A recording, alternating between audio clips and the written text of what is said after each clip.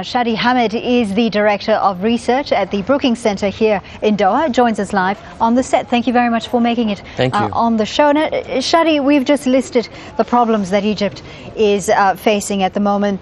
President Morsi, an ineffective leader or just a man that's facing odds from a leftover military dictatorship? Well, there's no doubt that Morsi has missed a lot of opportunities. He could have done a lot more to reach out to the opposition and really build consensus around key issues that there was some agreement on. But I think part of it was inevitable, that there are fundamental divides in Egyptian society. You have liberals and Islamists who have different views about where Egypt should go, the very nature of society.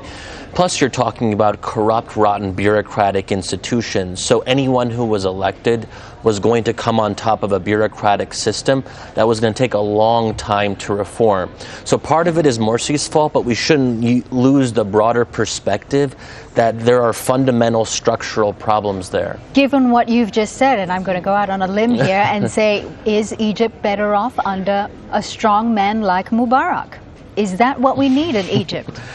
I would say definitely no. And I think this is a debate that you're having now in Egypt, that some people are calling for the military to come back in and effectively depose Morsi.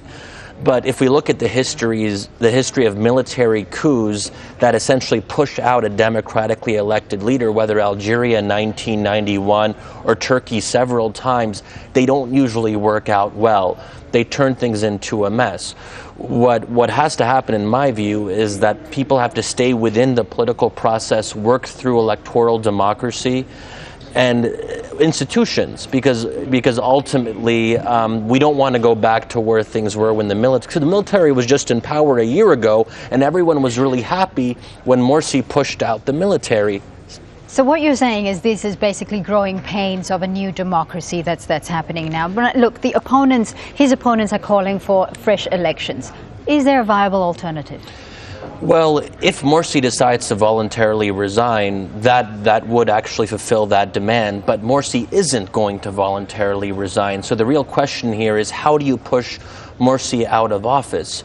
So unfortunately, the only way that I can see it happening is if there's enough violence today and in the coming days that it pushes the military to come back in. And they have said that if there's a full collapse of public order, if Egypt totally collapsed, then they might consider coming back in. So unfortunately, there's an incentive structure there that might actually encourage more violence. So that's what we really have to watch. Will the violence go over a line where it pushes people to think more seriously about the military coming back in? You know, these demonstrations have also been played out as religious sects versus the secular sect as well. Is this what you think it is as well?